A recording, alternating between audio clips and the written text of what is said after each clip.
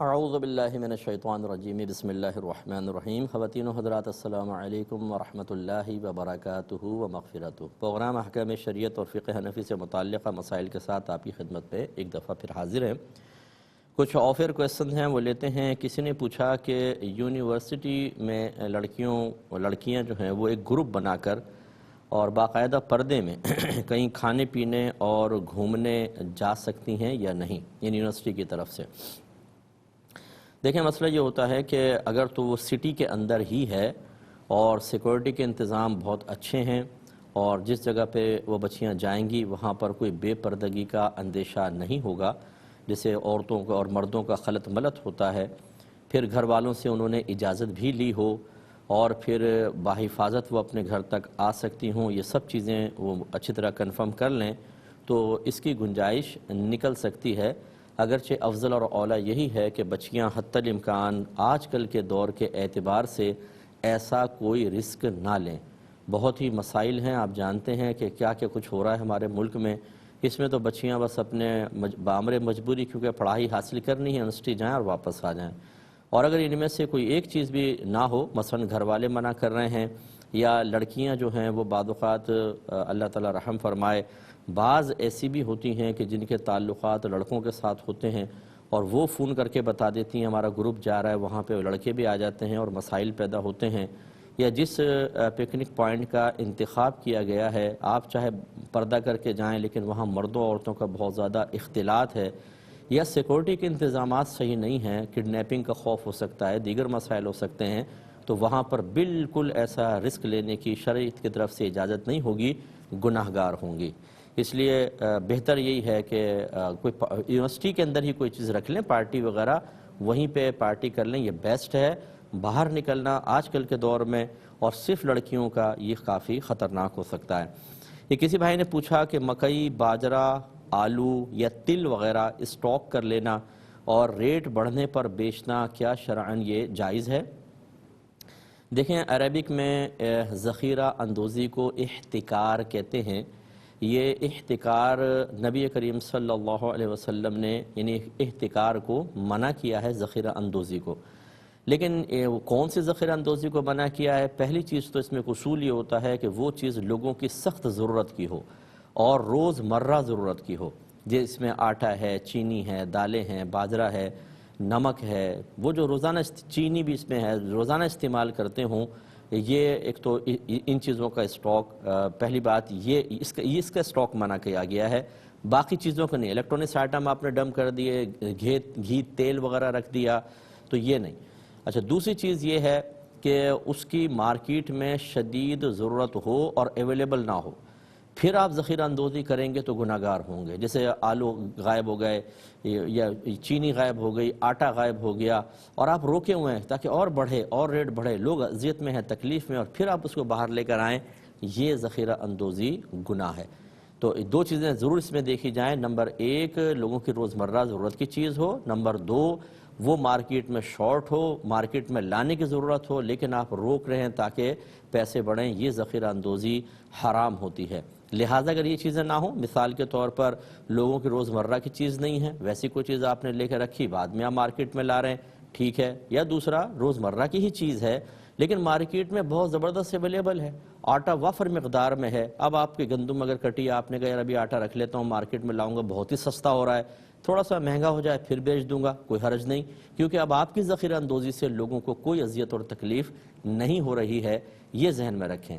لیکن جیسے آج کل ایسا ہوتا ہے بعض اوقات آٹا شارٹ ہو جاتا ہے یا چینی شارٹ ہو جاتی ہے اور اس وقت مارکیٹ میں لے کر نہیں آ رہے، دیر سے آ رہے ہیں، لوگ پریشان ہیں اور جو مارکیٹ میں ہیں اس کے پھر ریٹ کئی گنا بڑھ گئے ہیں، اس میں ریٹ بڑھانے والا بھی گناہ گار اور یہ جو ریٹ بڑھنے کا سبب بننے والے ہیں یہ بھی گناہ گار رہیں گے اور میدان محشر میں حساب دینا ہوگا. ایک بھائی نے پوچھا کہ یشفا علی نام رکھنا کیسا ہے بچی کا نام؟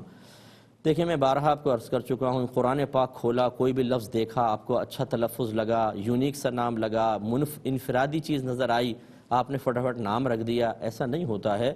میرے آقا صلی اللہ علیہ وسلم کی تعلیم یہی ہے. آپ نے ارشاد فرمایا کہ انبیاء علیہم السلام کے نام پر نام رکھو. اسی طرح ایک فرمایا کہ اچھوں کے نام پر نام رکھو.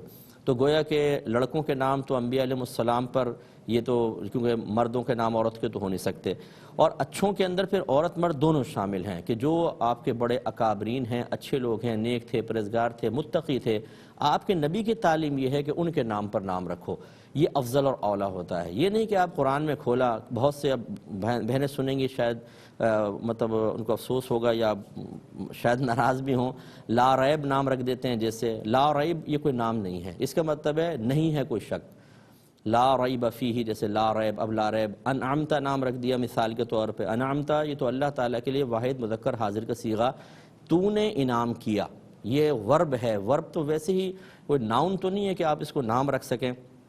اسی طرح اور بھی نمتا جیسے ہے یہ نام رکھ لیتے ہیں، نمتا یہ بھی فعل ہے، تو نے نعمت دی، تو نے انعام کیا یا تو نے احسان کیا، نمتا، اس طریقے سے مختلف قرآن کے اندر چیزیں دیکھ کر وہ کر لیتے ہیں۔ یہ یاد رکھیں قرآن کا ہر لفظ نام بننے کی صلاحیت نہیں رکھتا۔ کبھی کبھی میں مزاحاً لوگوں کو سمجھانے کے لیے کہہ دیتا ہوں کہ قرآن میں تو فرعون بھی لکھا ہوا ہے، تو کیا ہم اپنے بچوں کا نام فرعون رکھیں؟ قرآن میں لفظ شیطان بھی آیا ہے، تو کیا شیطان نام رکھنا صحیح ہوگا؟ قرآن میں خنزیر کا لفظ بھی استعمال ہوا ہے، کیا یہ صحیح ہوگا کوئی یہ کہے کہ چونکہ قرآن میں آیا میں اپنے بچے کا نام یہ رکھ رہا ہوں؟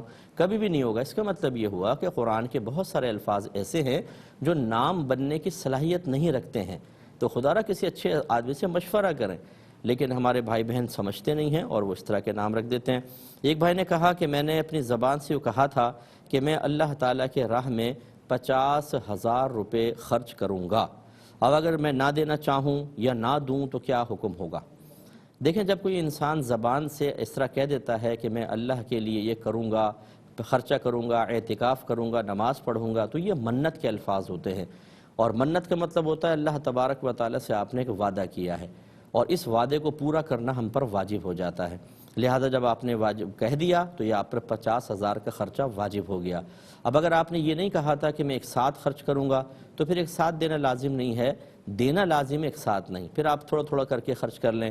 اسی طرح آپ نے کوئی ٹائم لیمٹ نہیں رکھا تھا کہ ایک سال میں 50,000 خرچ کروں گا یا فلاں مہینے، تو پوری زندگی اس کا وقت ہے، اگرچہ جتنا جلدی دے دیں اتنا اچھا ہے، تھوڑا تھوڑا ہر مہینہ نکالتے رہیں یا ویکلی نکالتے رہیں حتیٰ کہ 50,000 کی مقدار پوری ہو جائے، لیکن یہ کرنا آپ کے لیے لازم ہوگا۔ ایک ہی بہن نے کویسچن کیا تھا کہ عورتوں کا اپنے بال مختلف کلرز میں ہائی لائٹ کرنا یہ شرعاً جائز ہے یا نہیں ہے؟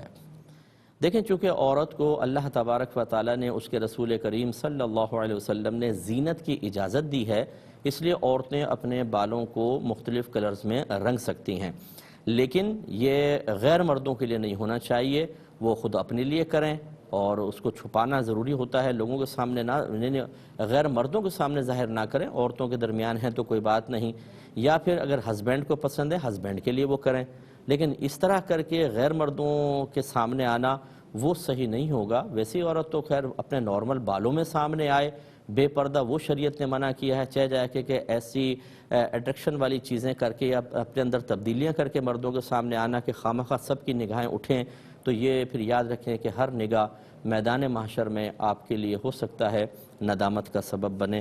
اللہ تعالی ہمیں سمجھ عطا فرمائے۔ ایک کال لیتے ہیں پھر انشاءاللہ میں کچھ اور کویسچنز ان کے جواب دیتا ہوں۔ السلام علیکم۔ وعلیکم السلام۔ جی مفتی صاحب یہ تہجد والا کوشچن میں نے لاسٹ ٹائم بھی آپ سے پوچھا تھا، آپ نے اس کا جواب شاید دینا بھول گئے تھے۔ کیا تہجد جو وطر جو ہیں وہ جو لوگ تہجد کے عادی ہوتے ہیں ان کے کہا جاتا ہے کہ وہ وطر تہجد کے ساتھ پڑھیں، وطر کو عشاء کی نماز میں چھوڑ دیں، اور کیا وطر کے بعد نفل ہیں یا نہیں ہے؟ وطر کے بعد کچھ لوگ کہتے ہیں نفل نہیں، وطر آخری نماز ہونی چاہیے۔ چلیں اور دوسرا یہ میں نے پوچھنا تھا کہ آیت الکرسی جو ہے وہ سورۃ فاتحہ کے بعد نماز میں پڑھی جا سکتی ہے؟ کیونکہ یہ ایک ہی آیت ہے، تو کیا ایک ہی بڑی آیت پڑھی جا سکتی ہے؟ اور یہ کہ چھت پہ عورت کی نماز ہو سکتی ہے اگر پردہ مطلب دیواریں اونچی ہوں؟ اور تیسرا یہ کہ انبیاء کے لیے ہم کس طرح کی دعا کر سکتے ہیں؟ کیا ان کے لیے کوئی بخشش کی دعا کی جا سکتی ہے یا ان کی طرف سے کچھ صدقہ خیرات یا قربانی جس طرح ہم اپنے جو لوگ ہمارے وفات پا جاتے ہیں ان کے لیے کرتے ہیں، کیا ان کے لیے کی جا سکتی ہے؟ ٹھیک ہے، اور میں انشاءاللہ عرض کرتا ہوں۔ ایک اور کالر ہیں۔ السلام علیکم۔ وعلیکم السلام مفتی صاحب، جی میں فرمائیے۔ نے سوال پوچھنا تھا، میری طرف بیٹا پیدا ہوا ماشاءاللہ 24 نومبر کو، اچھا تو اس ماشاءاللہ، کا ہم نام رکھنا چاہ رہے ہیں محمد شافین، حضور پاک صلی اللہ علیہ وسلم کے ناموں میں سے نام ہے، اور ایک ہے داؤد اور ایک ہے زحان، تو ہم شافین رکھنا چاہ رہے ہیں، تو اس بارے میں मालूमात अच्छा दीजिए। शाफिन, ठीक है मैं बताता हूँ, चलो ठीक है। अभी के ले लेते हैं, ये बहन का शायद पहले वाकई क्वेश्चन किया था, मेरे शायद जहन में नहीं रहा होगा। ये देखें, नबी करीम सल्लल्लाहु अलैहि वसल्लम का तरीक़ा यही रहा कि आप वितर छोड़ दिया करते थे, इशा के साथ नमाज के साथ नहीं पढ़ते थे, आखिरी वक्त में जब आप तहज्जुद पढ़ते तो उसके साथ वितर मिला के पढ़ा करते थे। तो लेकिन ये कोई सरकार ने फ़र्ज़ वाजिब करार नहीं दिया, इसीलिए फ़ुक़हा ने लिखा कि जिसको तहज्जुद में उठने का यकीन हो वही वितर को बाद में पढ़े उसके तहज्जुद के साथ। जिसको ये शुबा हो पता नहीं मैं उठ पाऊंगा नहीं उठ पाऊंगा, उस पर तो वाजिब है कि वो इशा के साथ ही पढ़े, क्योंकि इसमें रिस्क है, अगर सोता रह गया तो वितर क़ज़ा हो जाएगी और वितर वाजिब होते हैं, गुनाहगार होगा। दूसरी बात यह है कि ये कोई क़ायदा क़ानून नहीं है कि वितर आखिरी नमाज होनी चाहिए, उसके बाद नफल नहीं पढ़ सकते। अगर तुलूए फ़जर नहीं हुई है तो आप तहज्जुद वितर से पहले भी पढ़ सकते हैं, वितर के बाद भी पढ़ सकते हैं। और इसी तरीके से अगर आपने तहज्जुद पढ़ ली, फिर वितर पढ़ लिए, फिर कुछ नवाफिल पढ़ना चाहते हैं तो बस ये देख लें कि फ़जर का वक्त शुरू नहीं हुआ हो तो आप बिल्कुल पढ़ सकते हैं, इसमें कोई मुमानअत नहीं होती है। आयतुल कुर्सी एक मुकम्मल आयत भी है और काफ़ी तवील है और काफ़ी मतलब अल्फाज पर मुश्तमिल है, लिहाजा बिल्कुल रकअत में अल्हम्द के बाद एक बार आयतुल कुर्सी आप पढ़ लेंगे तो इससे आराम से नमाज का वाजिब अदा हो जाएगा। तीसरी चीज़ उन्होंने पूछी कि अगर छत पर औरत नमाज पढ़े, दीवारें काफ़ी ऊंची हैं कि किसी की बेपर्दगी का अंदेशा भी नहीं है, नज़र पड़ने का अंदेशा नहीं है, तो क्या उसकी नमाज हो जाएगी? बिल्कुल हो जाएगी। वो खुले आसमान तले नमाज पढ़े, दीवारें ऊंची ना हो, नमाज तो फिर भी हो जाएगी, नमाज के अदायगी में तो कोई मसला नहीं है। हाँ, बेहतर नहीं है कि वो इस तरह खुले जगह पर नमाज पढ़े कि मर्दों की निगाह पड़े, लेकिन ये औरत के लिए वाजिब नहीं होता, यानी फ़र्ज़ नहीं होता, यह शर्त नहीं है कि ऐसी जगह नमाज पढ़े कि किसी नामारम की निगाह नहीं पड़े, लिहाजा अगर शर्त मफकूद हो गई तो नमाज भी नहीं होगी। ये नहीं, मुबालगा करने की हाजत नहीं है, औरत खुली छत पर भी नमाज पढ़ सकती है। लेकिन जैसे कि रिवायत में है कि नबी करीम सल्लल्लाहु अलैहि वसल्लम ने फरमाया कि औरत की नमाज सहन से बेहतर है कि वो दालान में पढ़े और दालान से बेहतर यह है कि वो अंदर वाले कमरे में पढ़े, यानी ताकि नामहरम की निगाह ना पड़े। सिर्फ इस वजह से, तो इसलिए छत पर जब आप कह रही हैं बड़ी दीवारें हैं तो नमाज बिल्कुल ठीक है। एक कॉलर हमारे साथ हैं, अस्सलाम वालेकुम। मेरा पहला सवाल है जी, अंडे धो के बॉयल करते हैं, लेकिन जब छीलते वक्त तो बाद साथ नजर आता है कि थोड़ी सी बिट रह गई है, तो क्या वो अंडा बर्तन सब नपाक, हाथ नपाक हो जाएंगे? ठीक है। और हाँ जी, मेरा दूसरा क्वेश्चन ये है कि अगर प्लास्टिक की बाल्टी, मग, टब वगैरह पर पाँच छींटे पड़ जाएं तो क्या वो बहते पानी से एक दफा धोएं या 3 दफा धोएं अंदर? और मेरा तीसरा सवाल ये है कि क्या वजू में पाँव की उंगलियों का फिलहाल पानी बंद करके करना चाहिए? ठीक है। और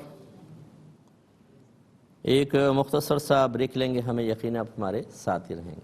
बिस्मिल्लाहिर्रहमानिर्रहीम, पहले कॉल्स लेते हैं। अस्सलाम वालेकुम। अस्सलाम मुफ्ती साहब, मैं इंडिया से बात कर रहा हूँ, कोलकाता से। जी भाईजान बताइए, फरमाइए। मुफ्ती साहब, LIC हम लोग जो कराते हैं उसके लास्ट में जो हम लोगों को पैसा जो बेनिफिट मिलता है, और जैसे मेडिक्लेम इसी तरह कराते हैं, हम कम पैसा देते हैं लेकिन आखिर में हम लोग जो बीमार पड़ते हैं वो ज्यादा पैसा हमें देते हैं, इस तरह ये हमारे लिए जायज है? ठीक है। और अच्छा, दूसरा है कि हमारे कब्रिस्तान करीब है लेकिन मस्जिद रोड पर है, रोड को ब्लॉक करके जनाजे की नमाज पढ़ाते हैं, इसमें शिरकत करना जायज है? ठीक है। और तो नहीं। तीसरा है कि हम अतर लगा के मस्जिद में जाते हैं लेकिन कोई तंबाकू टाइप का अतर देता लगाने उतरा, खुशबू को मना नहीं करना चाहिए? और एक है कि इमाम अगर सलाम करते हैं मस्जिद में, क्या उसका जवाब देना वाजिब है? दोबारा ये खुशबू वाला सवाल कीजिएगा दोबारा। अच्छा, खुशबू जैसे हम अच्छा खुशबू लगा के जाते इतर, और मस्जिद में कोई तंबाकू टाइप का इतर देता लगाने, बोलते उसको मना मत करो, खुशबू को मना नहीं करना चाहिए। और इमाम अगर सलाम करे मस्जिद में तो उसका जवाब देना वाजिब है? ये मुझे जरा फिर बताइए, ये कि ये तंबाकू खाकर आए तो खुशबूदार तंबाकू उसको मना नहीं? तंबाकू जैसा अतर ही होता है लेकिन तंबाकू टाइप का, तो स्मेल तंबाकू टाइप होती है, हम अच्छा वाला स्मेल लगा के जाते हैं, तो क्या उनका लगाना उनको मना नहीं कर सकते हैं खुशबू? अच्छा, ये तंबाकू की स्मेल आती है उसमें यूं खुशबू? जी जी, अच्छा, बस ठीक है मैं बताता हूँ। एक और कॉलर है, अस्सलाम वालेकुम। शायद लाइन ड्रॉप हो गई है। एक ये बहन ने क्वेश्चन किया कि अंबिया अलैहिमुस्सलाम के लिए कैसे दुआ करनी चाहिए, क्या उनके लिए बख्शिश और मग़फ़िरत की दुआ कर सकते हैं कि नहीं? देखें, अदब और एहतराम तो ये है कि आप दराजात की बुलंदी की दुआ करें कि अल्लाह ताला तमाम अंबिया अलैहिस्सलाम पर एक तो खुसूसी रहमत नाजिल फरमा, उनको बरकतों से नवाज, उनके दराजात बुलंद फरमा, ये अच्छा है। लेकिन अगर कोई बख्शिश और मग़फ़िरत की भी दुआ करता है तो इसमें कोई हरज नहीं है, इसमें कोई बेअदबी नहीं है। اس میں اگر آپ یہ سمجھیں کہ جی مغفرت کی دعا کر رہے ہیں اس کا مطلب ہے ہمیں شک ہے کہ ان کی مغفرت نہیں ہوئی، ایسی بات نہیں ہوتی، بلکہ اگر ہم مغفرت کی دعا بھی کرتے ہیں تو ان کے لیے درجات کی بلندی کا سامان ہوتا ہے۔ جیسے کہ ایک روایت میں ہے کہ ایک شخص کا فوتگی کے بعد درجہ بلند ہوا تو اس نے اللہ تعالیٰ کی بارگاہ میں عرض کیا، رب کریم میرے تو اعمال کا سلسلہ منقطع ہو چکا ہے، یہ درجہ کیوں بلند ہوا؟ تو اللہ تعالیٰ نے فرمایا کہ تیری نیک اولاد نے ابھی تیرے لیے دعائے بخشش و مغفرت کی ہے، اس وجہ سے۔ تو مغفرت تو انبیاء علیہ السلام کو پہلے ہی حاصل ہے، جب ہم اس طرح کی دعا کرتے ہیں ان کے درجات بلند ہوتے ہیں اور پھر ہمیں برکتیں نعمتیں بھی حاصل ہوتی ہیں۔ درود پاک کے بارے میں علماء نے واضح طور پہ لکھا ہے کہ جب اس کی نسبت اللہ کی طرف کریں کہ اللہ درود بھیجتا ہے تو اس کا مطلب ہے وہ رحمت نازل فرماتا ہے، اور جب فرشتوں کی طرف نسبت کریں کہ فرشتے درود بھیجتے ہیں اس کا مطلب ہے کہ وہ دعائے بخشش و مغفرت کرتے ہیں، یعنی نبی کریم صلی اللہ علیہ وسلم کے لیے، تو اس لیے اس میں کوئی منع نہیں ہوتا۔ ایسے ہی اپنے پیر صاحب کے لیے بھی آپ دعائے بخشش و مغفرت کر سکتے ہیں۔ دوسرا بہن نے فرمایا کہ کیا ہم انبیاء علیہ السلام کے لیے نیک اعمال کر سکتے ہیں، جیسے ان کی طرف سے قربانی کرنا، عمرے کرنا یا صدقہ وغیرہ کرنا، اس کا ثواب ایصال کرنا؟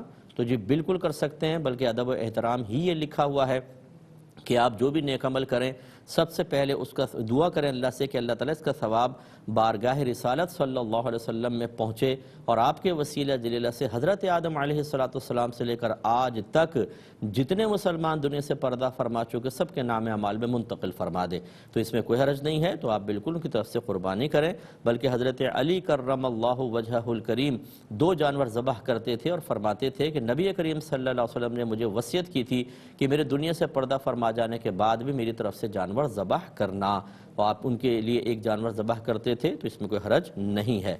لیکن انہوں نے کہا کہ بیٹے کا نام محمد شافن رکھنا چاہتے ہیں یہ، تو یہی بہتر نام ہے۔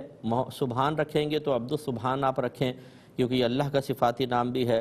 اور بس خلاصہ سے کلام یہ ہے کہ نبی کریم صلی اللہ علیہ وسلم کے جو صفاتی نام ہیں ان کے اگر مفہوم واضح ہیں تو آپ رکھ سکتے ہیں، لیکن جیسے یاسین اللہ تعالیٰ نبی کریم کا ایک صفاتی نام بھی ہے، تو یہ یاسین جو ہے بہتر نہیں ہے کہ غلام یاسین رکھیں، کیونکہ اس کا مفہوم ہمیں نہیں پتہ۔ یہ ہو سکتا ہے کہ اس کا کچھ ایسا مفہوم ہو جو ذات رسول صلی اللہ علیہ وسلم کے لیے خاص ہو، اس طرح کے منع ہوں گے، ورنہ جتنے صفاتی نام کے سرکار کے جو صفاتی نام ہیں ان کے مطالب واضح ہیں اور خاص نبی کریم کے لیے کوئی مخصوص نظر نہیں آتے، تو بالکل آپ وہ رکھ سکتے ہیں۔ ایک بہن نے فرمایا کہ جب ہم انڈوں کو ابالتے ہیں تو پہلے اچھی طرح دھو لیتے ہیں، لیکن بعض اوقات ایسا نظر آتا ہے کہ ان پہ تھوڑی بیٹ وغیرہ لگی رہ گئی، تو کیا اس پہ جو پانی لگ کے ہم پر لگا، کپڑے ناپاک، ہاتھ ناپاک، یا پانی میں بوائل کرتے ہیں پانی ناپاک؟ دیکھیں چونکہ یہ روزمرہ کے استعمال کی چیزیں ہیں، اصول شرع یہ ہے کہ جب اس طرح کی چیزیں روزمرہ استعمال کرتے ہیں تو تھوڑی بہت گندگی معاف ہوتی ہے۔ جیسے واضح طور پہ فقہاء نے فرمایا کہ ایسے کنویں کہ جن میں منڈیر نہ ہو اور وہاں پہ اکثر قافلے آ کے ٹھہرتے ہوں، تو ان میں اس کنویں کے اندر اگر 1 2 3 مینگنی ملے، اونٹ کی مینگنی یا بکری کی مینگنی، تو وہ معاف ہے، اس کنویں کو پاک کرنے کی حاجت نہیں ہے، کیونکہ بار بار پاک کریں گے مشکل ہوگا۔ ایسے جو دودھ دھونے والے ہیں بکریوں کا دودھ نکالتے ہیں، اگر بکری نے مینگنی کر دی، ایک آدھ مینگنی دودھ میں چلی گئی، وہ دودھ ناپاک نہیں کہلائے گا، مینگنی نکال کر پھینک دیں، کیونکہ اس سے بچنا بہت دشوار ہے۔ ایسے ہی انڈے کا مسئلہ اگر آپ نے دھو لیا پھر بھی تھوڑی بہت رہ گئی تو وہ پاک تصور کی جائے گی، آپ کے لیے کوئی مسئلہ انشاءاللہ نہیں ہوگا۔ ایک انہوں نے کہا کہ یہ بعض اوقات پلاسٹک کی بالٹی ہوتی ہیں، مگ ہوتے ہیں، ڈبے ہوتے ہیں، یہ ان پہ کوئی ناپاکی لگ جاتی ہے تو ان کو 3 بار دھونا ہوگا یا 1 بار ہی کافی ہے؟ دیکھیں بہتے پانی سے جب آپ دھوتے ہیں نا، وہ تو کسی بھی چیز کو دھو رہے ہو 1 بار پانی بہانا ہی کافی ہوتا ہے۔ جب آپ نے ایک دفعہ دھویا، آپ کو یقین ہوا نجاست پانی، یعنی پانی نجاست بہا کر لے گیا یا نجاست پانی کے ساتھ بہہ گئی، بس وہ پاک ہو گیا، اس میں 3 بار کی گنتی پوری کرنا لازم نہیں ہوتا ہے۔ ایک انہوں نے کہا کہ جب انگلیوں میں خلال کر رہے ہوں پیر کی یا ہاتھ کی، تو کیا نل کا بند کر دینا چاہیے پھر کریں؟ تو جو بالکل ایسا ہی ہے، ہر اس چیز میں جس میں آپ کو تھوڑا سا وقفہ لینا ہو تو پانی کو بند کریں۔ اس وقفے کے دوران، یعنی اگر آپ چیز استعمال کر رہے ہیں یا کوئی کام کر رہے ہیں اور خواہ پانی بہہ رہا ہے، اس کا بروز قیامت آپ سے حساب و کتاب ہوگا۔ ہم نے مساجد میں پرانے نمازیوں کو دیکھا ہے کہ وہ جب مسح کرنے کی باری آتی ہے، اتنی موٹی دھار ہوئے، یہ لیا یوں ہاتھ جھٹکا، آرام سے مسح کر رہے ہیں، پانی بہہ رہا ہے۔ یہ بچوں کے لیے ایک برے رول ماڈل بن کر اور بچوں کو غلط چیز سکھا رہے ہوتے ہیں، کیونکہ اکثر بچے دیکھ کے وضو سیکھ رہے ہوتے ہیں۔ یہ ہمیشہ یاد رکھیں، تھوڑا پانی لیں، نلکے کو بند کر دیں، پھر دونوں ہاتھوں پر ڈالیں، مسح کریں۔ یہ کیا کہ آپ پورا پانی بہایا ہوا. اسی طرح اگر انگلیوں میں خلال کر رہے ہیں پانی کو بند کر دیں, پہلے انگلیوں میں خلال کریں یا پیر کی انگلیوں میں خلال مکمل کر لیں, اس کے بعد پھر پیر دھوئیں. یہی صحیح طریقہ ہونا چاہیے. ایک انہوں نے کہا کہ یہ غالباً مجھے جو سمجھ میں آیا یہ انڈیا سے کال تھی کہ انشورنس وغیرہ کرواتے ہیں, میڈیکل انشورنس غالباً یہ کہہ رہے تھے, اور اس میں جب ہم بیمار ہوتے ہیں تو پیسہ ملتا ہے اور بیمار نہ ہو تو آخر میں زیادہ ملتا ہے. اس کی کیا شرعی حیثیت ہے؟ دیکھیں ہم نے بارہا آپ کو بتایا کہ بعض اوقات یہ لاز میں شامل ہوتا ہے, قانون ایسا ہی ہوتا ہے جیسے مختلف پاکستان کے ادارے کے جو امپلائی ہیں انشورڈ ہوتے ہیں, گورنمنٹ کی طرف سے سختی ہوتی ہے, تو یا باہر کے ملکوں میں ہر شخص کو انشورنس کروانی ہوتی ہے مکان وغیرہ کی, گاڑیوں کی, تو جو گورنمنٹ کے قانون کے تحت آ جائے وہ بالکل آپ مجبور محاذ ہیں, بالکل آپ کر بھی سکتے ہیں اور اس کے جو بینیفٹس ہیں وہ بھی حاصل کر سکتے ہیں. ہاں اگر خود آپ کرنا چاہیں تو اگر کوئی ایسی کمپنی جو مسلمان کمپنی ہے اور مطلب اس میں مسلمانوں کے لیے فائدے کے امکانات بھی کم ہوتے ہیں تو اس کو پھر ہم منع کر دیتے ہیں احتیاطاً, کیونکہ اس میں جوئے اور سود کی انوالومنٹ ہوتی ہے. لیکن اگر آپ کو وہاں قانون کے تحت آپ ایسا کر رہے ہیں تو آپ کے لیے بالکل صحیح ہوگا. یہ کہتے ہیں کہ ہمارے ہاں ایک مسجد ہے ذرا دور ہے, اور اس میں جب جنازہ ہوتا ہے جنازے کی جگہ نہیں ہے تو روڈ بلاک کر کے پہلے جنازہ کرتے ہیں, تو اس میں شرکت کرنے کی کیا شرعی حیثیت ہے؟ دیکھیں اچھی طرح یاد رکھیں, اس طرح روڈ بلاک کر کے جنازہ پڑھنا گناہ ہے معذرت کے ساتھ. اگر کیونکہ جگہ ہوتی ہے کہیں نہ کہیں گلیوں میں, کہیں میدان میں, کہیں آپ لے جا سکتے ہیں جنازہ, لیکن کون لے کر جائے؟ وہیں مسجد سے باہر نکالا, روڈ بلاک کر دی, اور بعض اوقات ہم نے دیکھا ہے 20-25 منٹ ٹریفک جیم رہتا ہے, کیونکہ وہ باہر لانا, اور وہ جو مطلب نوجوان ہوتے ہیں انہیں ایک حکومت ہاتھ میں آ جاتی ہے, اوئے رک جاؤ, یہ وہ بیچارے لوگ ڈر کے رک رہے ہوتے ہیں, جنازے کو دیکھ کے اور خیال کرتے ہیں, وہ تو شیر بن جاتے ہیں, ہیرو, اور وہ بعض اوقات جنازہ بھی نہیں پڑھ رہے ہوتے, وہ اسی کنٹرولنگ میں لگے ہوتے ہیں, اور پھر وہ جنازہ لا کے رکھا, پھر انتظار کرنا, ٹھہرو بھی وہ وضو کر رہا ہے, وہ آنے والا ہے, وہ آنے والا ہے, اتنا لمبا ٹائم. شارع عام پر اس طرح اس کو بلاک کر کے جنازے پڑھنا یہ شرعاً صحیح نہیں ہوتا ہے. لیکن بہرحال اگر لوگوں نے روڈ بلاک کر لیا اور آپ نے نہیں کیا اور جنازہ بالکل تیار ہے, آپ سائیڈ میں رہیں, جیسے جنازہ شروع ہو شامل ہو کر نماز پڑھیں, فوراً سائیڈ میں ہٹ جائیں, اس کی گنجائش آپ کے لیے بالکل نکلے گی. یہ کہتے ہیں کہ بعض اوقات ہم خوشبو لگا کے مسجد میں جاتے ہیں تو بعض خوشبوئیں ایسی ہیں جس میں تمباکو کی سی خوشبو, یعنی خوشبودار تمباکو کی خوشبو پہ مشتمل ہوتی ہے, ان کو لگا کر جانے کی کیا شرعی حیثیت ہے؟ دیکھیں بالکل ٹھیک ہے, اگر وہ اسمیل ناگوار نہیں گزرتی ہے, خوشبودار ہے, تو بالکل آپ لگا کر جا سکتے ہیں. لیکن انہوں نے کہا مسجد میں ہوتے ہیں, بعض اوقات امام صاحب تشریف لاتے ہیں اور سلام کرتے ہیں, امام کے سلام کا جواب دینا کیسا؟ دیکھیں امام ہو یا مقتدی, جب لوگ نماز کے انتظار میں بیٹھے ہوں ان کا سلام کرنا ہی خلاف سنت ہے, اور خلاف سنت چیز کے اندر تعاون نہ کرنا ہی بہتر ہوتا ہے, کیونکہ اگر آپ سلام کا جواب دیں گے ان کی عادت کبھی منقطع نہیں ہوگی. آپ وہ سلام کریں, آپ خاموش رہیں, سر جھکا کے رہیں, جواب ہی نہ دیں, تو وہ ہو سکتا ہے بعد میں پوچھیں کہ بھئی کیوں نہیں جواب دیا آپ نے, تو آپ بتائیں کہ بھئی شرعاً یہ صحیح نہیں ہے, منع کیا ہے فقہائے کرام نے. ویسے تو امام حضرات کو معلوم ہوتا ہے جو صاحب علم ہوتے ہیں, لیکن بعض اوقات ویسے امام بعض کھڑے کر دیے جاتے ہیں جن کو ہر مسئلہ پتہ نہیں ہوتا ہے, توجہ نہیں رہتی ہے بعض اوقات, تو بہرحال اس کا جواب چاہے امام ہو جواب نہیں دیا جائے گا. ایک کالر ہمارے ساتھ ہیں. السلام علیکم. وعلیکم السلام. جی بہن. میں راول پنڈی سے بول رہی ہوں, میرے 2 سوال ہیں. جی. ایک تو میں نے یہ 2-3 جگہ کتابوں میں پڑھا ہے کہ جب جمعے کا خطبہ شروع ہو جاتا ہے جی اس وقت سے لے کر جمعہ ہونے تک مکروہ وقت ہے, آپ اس میں کوئی عبادت نہیں کر سکتے. ہمارے لیے عورتوں کے لیے گھر پر کیا حکم ہے؟ ٹھیک ہے. اور دوسرا سوال میرا یہ ہے کہ جو ہے نا کوئی سنتے جیسے پہلے سنتے ہوتی پھر فرض ہوتے, سنتوں میں مثال کے طور پر آپ نے آخری کو 4 سورتیں پڑھ لی چھوٹی چھوٹی, جب فرض آئے تو طبیعت آئی کہ کوئی بڑی سورت پڑھ لی جائے جو پہلے آتی ہے, جی اس کے لیے ہمارے لیے کیا حکم ہے؟ ٹھیک ہے. اور سوال ہے, باقی یہی 2 سوال ہیں. ایک اور کالر ہیں. السلام علیکم. السلام علیکم. السلام. جی بھائی جان. صاحب میرا سوال یہ ہے کہ جب میں پیشاب کر لیتا ہوں نا گھر سے, جی, تو میں پیشاب کرے جب میں گھر سے جاتا ہوں نا تو میں مسجد میں وضو کرتا ہوں. اچھا. وضو کرتا ہوں, پھر رکوع میں جناب میرا ایک آدھ قطرہ پیشاب میں نکل آتا ہے. اوہ اچھا. ہاں. دوسرا سوال میرا یہ ہے کہ علماء کرام یہ کہتے ہیں قرآن کے جو نا, جی فرمائیے. جی قرآن کے ہر لفظ پہ جو نا 10 نیکیاں ہیں. جی. تو میں پوچھا تھا کہ قرآن میں فرعون کا نام ہے، شداد کا نام، جو یہ پڑھتا ہمیں اس پہ بھی ثواب ملتا ہے؟ ٹھیک ہے، اور ٹھیک ہے، میں انشاءاللہ کرتا ہوں۔ ایک یہ بہن نے جو کویسچن کیا لیتے ہیں، کہتے ہیں کہ کتابوں میں ہم نے پڑھا کہ جمعے کا جب خطبہ سٹارٹ ہو جائے اس سے لے کر ختم جمعہ تک، یعنی جب تک پوری نماز نہ ہو جائے مکروہ وقت ہوتا ہے، یعنی اس میں نماز نہیں پڑھتے ہیں، کیا حکم شرع ہوگا؟ دیکھیں، پہلے میں ایک مختصر بریک لے لوں پھر میں اس کا جواب دیتا ہوں انشاءاللہ۔ بسم اللہ الرحمن الرحیم۔ تو بہن نے کویسچن کیا تھا کہ میں نے کتابوں میں پڑھا کہ خطبہ جمعہ سٹارٹ ہو جائے تو اس وقت سے لے کر نماز کے ختم ہونے تک مکروہ وقت ہے، کوئی نماز نہیں پڑھ سکتے، کہ آپ یہ صحیح ہے؟ پہلی بات تو یہ دیکھیں، یہ مکروہ وقت نہیں ہوتا، بلکہ اس وقت میں نبی کریم صلی اللہ علیہ وسلم نے نماز پڑھنے کو منع کیا۔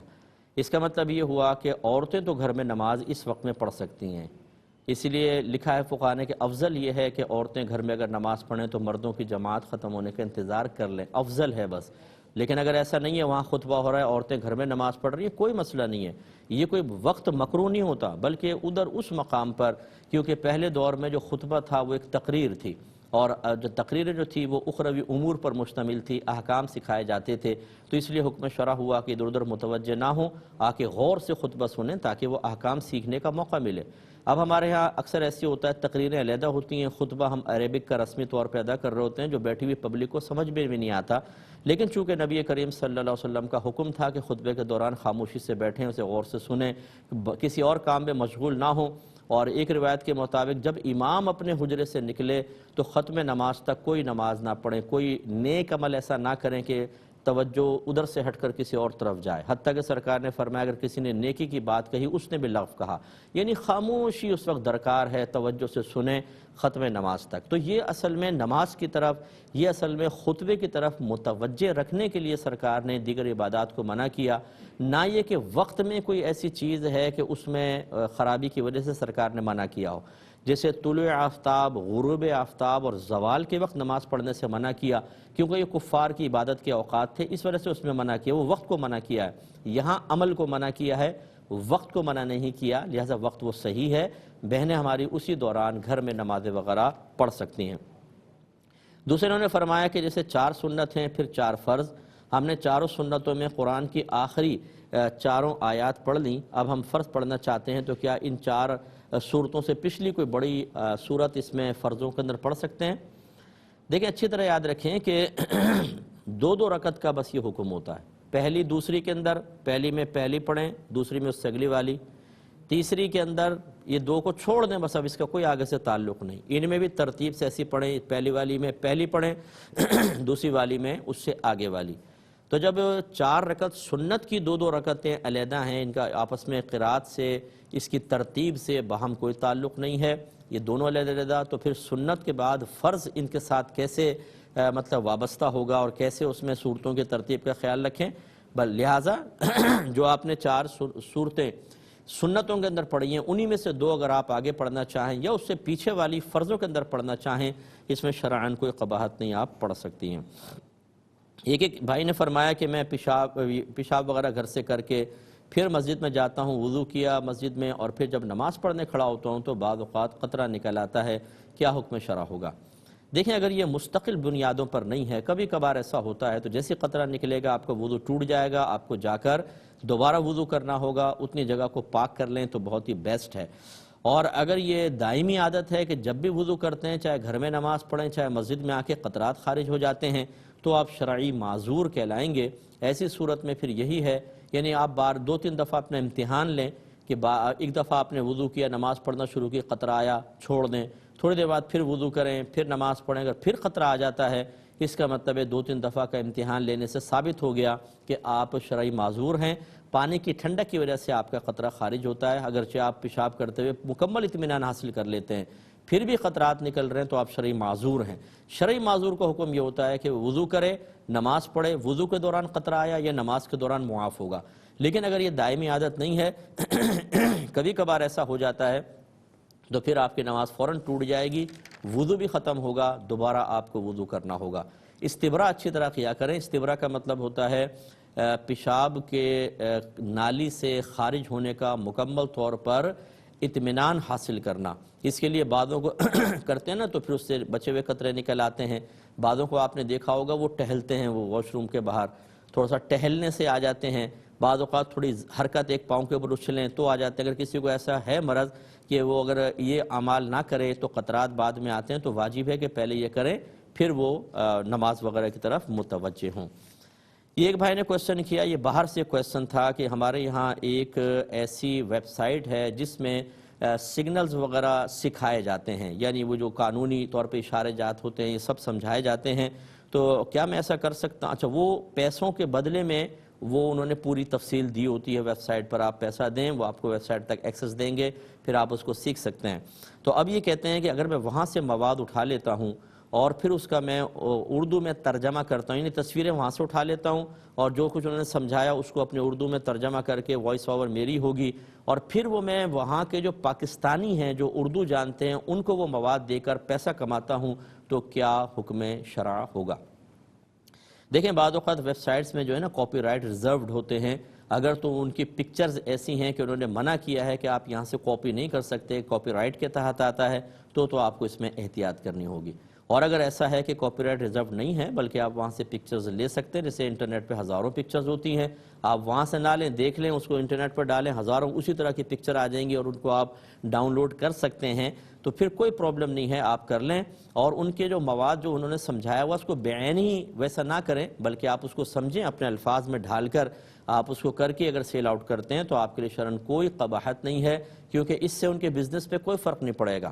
وہ مطلب یہ کہ آپ نہ ان کی پکچرز بعینی ڈاؤن لوڈ کر رہے ہیں، نہ مطلب ان کا مواد بعینی بیان کر رہے ہیں، یہ کوئی چوری وغیرہ نہیں کہلاتی ہے، آپ کی محنت شامل ہے تو بالکل اس کی آمدنی صحیح ہوگی۔ لیکن اگر ایسا ہو کہ بعینی وہاں سے اٹھا کر کاپی رائٹ ریزروڈ ہونے کے باوجود آپ ان کو یوز کر رہے ہیں تو یہ اللیگل ہوتا ہے، اس کے اندر کوئی شرعی قباحت ہو سکتی ہے۔ ایک یہ بھائی نے فرمایا کہ میں ایک کمپنی میں، باہر کی کمپنی میں جاب کرتا ہوں، یہ عرب کی کنٹری تھا، اس کا بتایا، تو ہم روڈ کھودنے کا کام کرتے ہیں۔ جب روڈ کھودتے ہیں تو اس میں سے پرانے کیبلز نکلتے ہیں جو باقاعدہ بکتے ہیں اچھے پیسوں کے اندر، لیکن قانون وہاں کا یہ ہے کہ اگر کمپنی کھود کے روڈ وہ نکالتی بھی ہے تو یہ حکومت کے ہوتے ہیں کیبلز۔ اب یہ کہتے ہیں کہ کمپنی ہمیں جو سیلری دیتی ہے اس سے زیادہ کام لیتی ہے، ہم کئی گھنٹے کام کرتے رہتے ہیں، اوور ٹائم کچھ نہیں دیتی، تو کیا ہم ایسا کر سکتے ہیں کہ وہ کیبل چپ چاپ نکالیں اور سیل آؤٹ کر کے اتنے ٹائم کا پیسہ لے لیں، تو ہمارے لیے شرعاً جائز ہوگا یا نہیں ہوگا؟ اس کا مختصر جواب تو یہ ہے کہ یہ آپ کے لیے شرعاً جائز نہیں ہے۔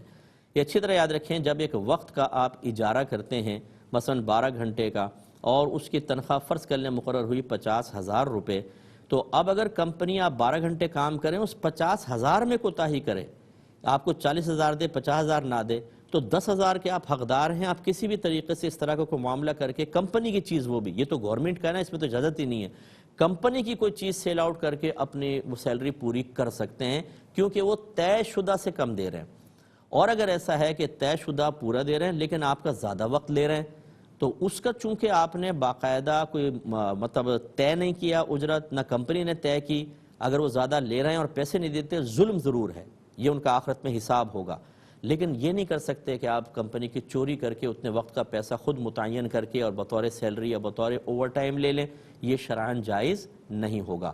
اب یہ ضرور ہے کہ آپ منع کر دیں، میں یہ 4 گھنٹے مزید نہیں دے سکتا ہوں، اب آپ کو خوف یہ ہوگا منع کریں گے نوکری سے نکال دیں گے، اس کا مطلب ہے کہ یہ ظلم کی صورت تو ہے، لیکن بہرحال آپ کے لیے شرعاً اس میں جائز نہیں ہے، کیونکہ طے شدہ سے وہ کم نہیں دے رہے، طے شدہ اور اس کا طے ہوا نہیں تھا تو آپ لے نہیں سکتے ہیں۔ اور یہاں جو صورتحال تو بالکل یہ ہے کہ فرض کر لیں کہ کمپنیز کھودنے وودنے کے آپ کو پر منتھ 40,000 دیتی، فرض کر لیں آپ کی سیلری، اور طے یہ ہوئے 40,000 لیکن دے 30,000 رہی ہے، تب بھی آپ اس کیبل کو بیچ کر پورا نہیں کر سکتے، کیونکہ یہ کمپنی کا کیبل نہیں ہے، یہ تو گورنمنٹ کا کیبل ہے، تو یہ تو آپ کو وہاں پہ دینا ہی ہوگا، اس میں تو پھر آپ اور بری طرح پھنس جائیں گے برود قیامت۔ تو گویا کہ اس میں تو طے شدہ سیلری سے کمپنی کم بھی دے، تب بھی آپ یہ نہیں کر سکتے کہ گورنمنٹ کی چیز بیچ کر اور اپنا خرچہ پورا کریں، کمپنی کوتاہی کر رہی ہے، گورنمنٹ تو نہیں کر رہی، گورنمنٹ کا مال آپ کیسے بیچ سکتے ہیں؟ اس لیے اس میں احتیاط کریں۔ میں نے اکثر دیکھا ہے کہ جب اس طرح ایک ناجائز چیز کی لت پڑ جاتی ہے، پھر ہم جیسے لوگوں کی دلیل، ہماری جو شرعی باتیں ہیں یا شریعت جو حکم دے رہی ہے وہ کسی کو اچھی نہیں لگتی ہیں، آپ اپنے ساتھیوں سے کہیں گے، بولیں گے تیرا دماغ خراب ہے، چپ چاپ بیٹھ، اور زیادہ کیا رہے گا تو تیری الٹی سیدھی شکایت کر کے تجھے نوکری سے نکال دیں گے۔ تو جو بھائی اگر میرا سے یہ بات سن رہے ہیں، آپ بالکل حرام میں حصہ دار نہ ہوں۔ اگر آپ کو خوف ہے کہ میں کمپنی کو بتاؤں گا تو میرے لیے مسائل پیدا ہو جائیں گے، تو آپ کے لیے شرعاً خاموش رہنا بھی جائز ہے، انہیں کرنے دیں، آپ اس میں بالکل حصہ دار نہ بنیں۔ برود قیامت آپ کو صبر کا ثواب ملے گا اور یہ سب حساب و کتاب دے رہے ہوں گے۔ ایک یہ بہن نے باہر سے کویسچن کیا کہ ہمارے یہاں ایک غیر مسلم لڑکی تھی 14 سالہ، اس نے خودکشی کر لی، سوسائڈ کی ہے، اس کے حق میں ہم کس حد تک دعا کر سکتے ہیں؟ دیکھیں 14 سالہ بچی تو بہت بڑی ہوتی ہے، 8 سال کی اگر بچی ہو جاتی ہے تو اس کا یاد رکھیں 8 سال کے بچے کا، جس کو ہم 7 سال کہتے ہیں، 8ویں سال میں داخل ہو گئی تو اس کا ایمان اور کفر بالکل معتبر ہوتا ہے، تو اس لیے اب تو وہ 14 سال کی، وہ تو شاید بالغہ بھی ہو چکی ہوگی، لہٰذا وہ کافرہ ہی مری ہے، اور جو حالت کفر میں مرے تو اس کے لیے ہمیشہ ہمیشہ جہنم ہے۔ لہٰذا جب قرآن کا ایک حتمی فیصلہ سامنے آ گیا کہ جو حالت کفر میں مرا وہ ہمیشہ ہمیشہ جہنم میں رہے گا، اور شریعت اس کے لیے دعا کرنے کو منع کرتی ہے، اب آپ کے دل میں شریعت کے حکم کے خلاف کوئی نرمی پیدا نہ ہو، یہ آپ کو بالکل نفع نہیں دے گی۔ اگر وہ بچی تھی 14 سالہ، بہرحال بیچاری نے خودکشی کر لی، لیکن ایسی ہمدردی پیدا ہونا کہ اس بچی کی طرف آپ کا میلان زیادہ ہو اور حکم شرع کے اوپر آپ اعتراض کریں، سمجھ لیجیے اس بچی کے ساتھ آپ کا انجام بھی خراب ہو سکتا ہے۔ اس لیے شریعت کا حکم یہ ہے جو غیر مسلم مر گیا، آپ اس کے لیے دعائے بخشش و مغفرت نہیں کر سکتے ہیں، جنت کی دعا نہیں کر سکتے ہیں، اگر کریں گے تو آپ بھی دائرہ اسلام سے خارج ہو جائیں گے، تجدید ایمان اور تجدید نکاح لازم ہوگا، کیونکہ آپ کا دعائے بخشش و مغفرت کرنا یہ ثابت کرتا ہے کہ آپ ان تمام آیات کو پر مطلب ان کے بارے میں شک میں مبتلا ہیں کہ جن سے ان کا ہمیشہ کفر میں رہنا ثابت ہوتا ہے، اور یہ کفر ہوگا۔ اس لیے احتیاط کریں، اپنے میزبان کو، ہماری کیو ٹی وی کی پوری ٹیم کو اجازت مرحمت فرمائیں۔ انشاءاللہ آپ سے نیکسٹ ویک میری ملاقات ہوگی، کل احکام شریعت نہیں ہوگا، اس وقت تک کے لیے اپنے میزبان کو اجازت دیں۔ میں آپ کے لیے دعا گو ہوں، اللہ تعالیٰ آپ سب کو شریعت کے تقاضے کے مطابق زندگی بسر کرنے کے توفیق عطا فرمائے، آمین۔ وآخر دعوانا ان الحمدللہ رب العالمین۔